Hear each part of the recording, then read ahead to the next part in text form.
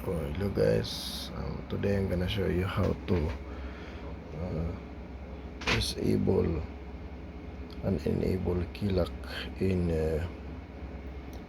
ASUS TUF Gaming VG18259QA3A monitor. Okay, so to enable, just go down to key lock and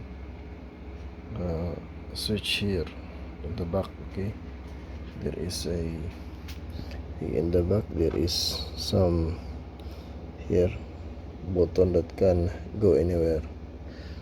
So now it's keys lock, so no matter what you do, it the keys lock are locked, but no matter how you press here. So in order to unlock it, you just press this and down, long press for 5 seconds, and it will unlock like this. Yes. Okay, so that is how you disable keys lock and enable keys. Okay, guys.